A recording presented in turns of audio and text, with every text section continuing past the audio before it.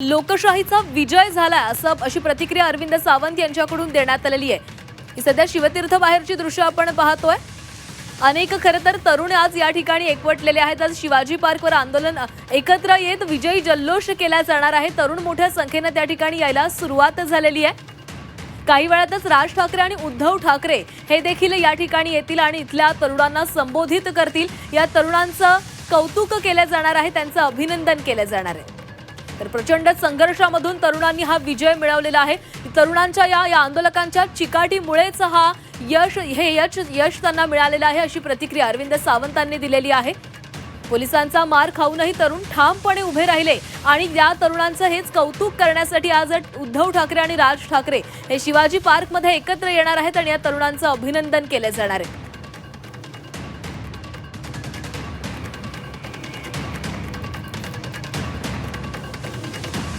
सुरुवातीपासूनच ठाकरे बंधूंनी या तरुणांच्या आंदोलनाला पाठिंबा दिलेला होता।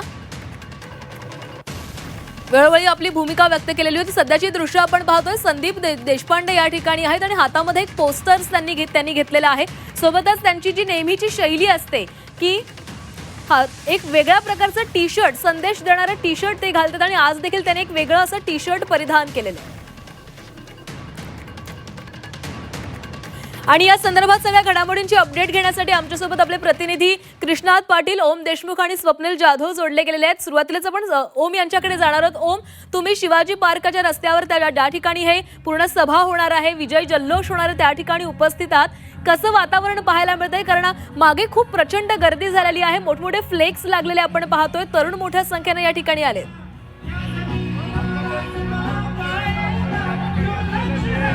नक्कीच युवकांमध्ये जो उत्साह आहे, जो जल्लोष आहे, खरं तर हा या गर्दीतून पूर्णपणे प्रतिबिंबित होतोय की किती मोठ्या प्रमाणात युवकांकडनं हा आनंद साजरा केला जातोय।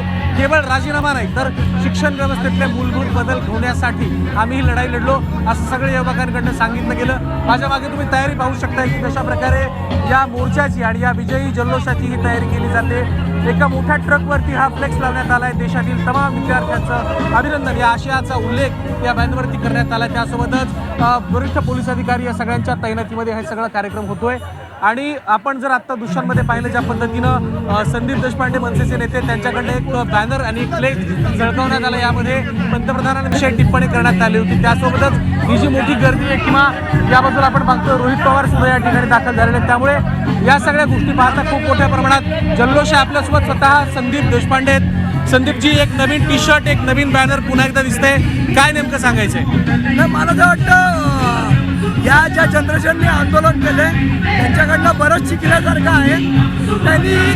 त्यांची क्रिएटिव्हिटी, त्यांच्या सगळ्या गोष्टी या शिकण्यासारख्या आहेत। पंतप्रधानांचा उल्लेख केला बॅनरवरती, झुरळांनी बॅकॉनला हरवलं असं तुम्ही म्हणताय? हा, कारण बेगोननी प्रयत्न केला 20 तारखेला झुरळांना मारायचा, पण बेगोन मारू शकला नाही, उलट झुरळांनी बेगोनला मारलं। सरकारनं हे आंदोलन उलटवण्याचा प्रयत्न केला होता असं तुम्ही म्हणता एक प्रकारे, किंवा आंदोलन दडपण्याचा प्रयत्न झाला? बेगोन झुरळांना मारताना सरकारने तोच प्रयत्न केला 20 तारखेला, पण उलट झुरळांनी बेगोनला हरवलं।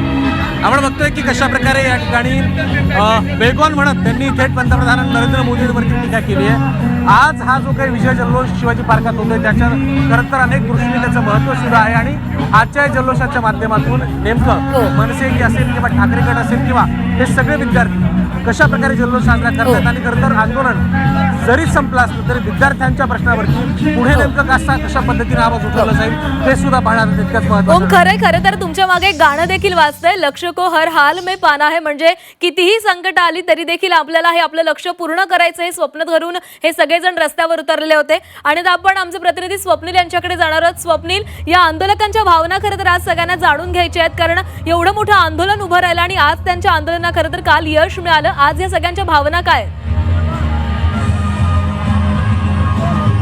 नक्कीच उत्स्फूर्त भावना या ठिकाणी पाहायला मिळते, कारण आंदोलनाचा जो लढा सुरू होता तो लढा यशस्वी झालेला आहे। आपल्या मागे सुद्धा काही आपण तरुण पाहतो, या ठिकाणी अनेकांच्या हातामध्ये बॅनर सुद्धा आहेत, कलाकार सुद्धा या ठिकाणी आहेत आणि त्यांच्या हातामध्ये बॅनर सुद्धा पाहायला मिळतात। True change required the courage to stand for what's right and no matter the cost. एकूण काय म्हणायचं आहे, आप क्या कहना चाहोगे इस बारे में?